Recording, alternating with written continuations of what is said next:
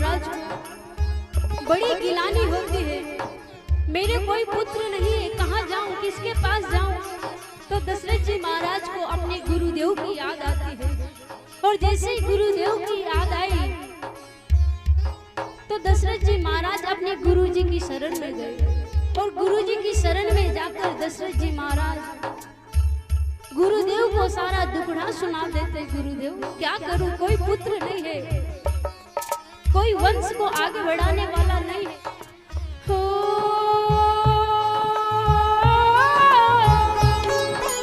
निज सुख दुख सब गुरु ही सुनायो, तब वशिष्ठ बहु विधि समझायो। सिया राम जय जय राम, सिया राम जय जय राम। जब जीवन में कोई कष्ट कोई संकट आए तो दो ही लोगों के पास जाओ, एक गुरु दूसरा गोविंद।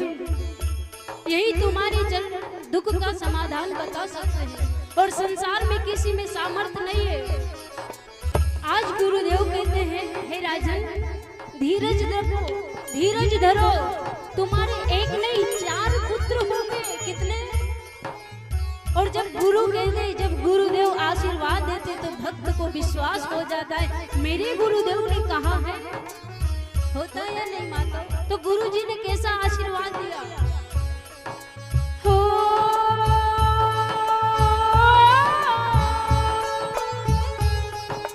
धरो धीर होई हई सुत चारी, त्रिभुवन विदित भगत भयहारी।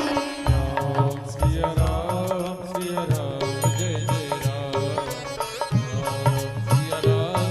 सिया राम जय जय राम। आज गुरुजी ने आशीर्वाद तो दे दिया। दशरथ जी महाराज बड़े प्रसन्न हुए। जैसे दशरथ जी महाराज जानने लगे कि गुरुजी ने आशीर्वाद दे दिया, तो गुरुजी ने कहा, राजन रुको, थोड़ा मेरे और सुनो। क्या सुनो?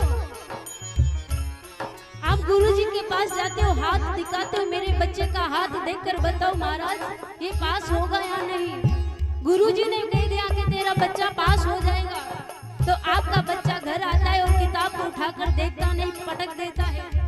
गुरुजी ने आशीर्वाद दिया है, पास हो जाऊंगा। कुछ याद नहीं किया, पेपर में बैठ गया लिखने, तो कुछ याद नहीं आया, पेपर देकर आ गया। जब रिजल्ट आता है तो क्या हुआ कि तुम्हारा बच्चा फेल हो गया। अब दोष किसको लगाया?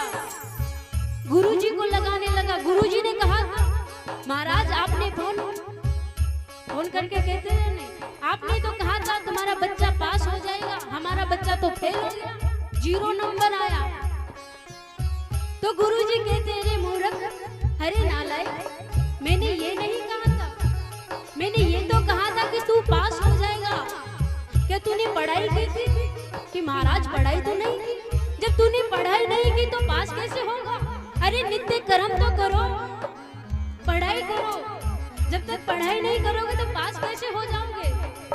तो आज गुरु वशिष्ठ जी दशरथ जी महाराज को रोकते हैं और कहते हैं, राजन मैं एक बात और कहता हूँ, ध्यान से सुनना।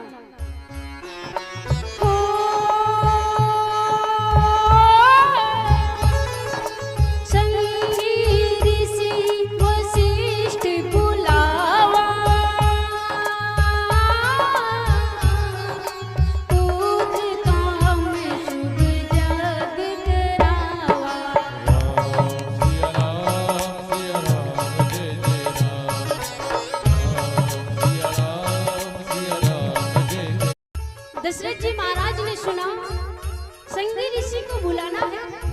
हाँ, गुरुजी कहते हैं, हाँ राजन जाकर बैठना नहीं कि गुरुजी ने आशीर्वाद दे दिया तो पुत्र हो जाएंगे, ऐसे नहीं, तुम्हें कर्म करना पड़ेगा, और जब तक तुम कर्म नहीं करोगे तो पुत्र उत्पन्न नहीं होंगे। तो गुरुजी ने कैसा आशीर्वाद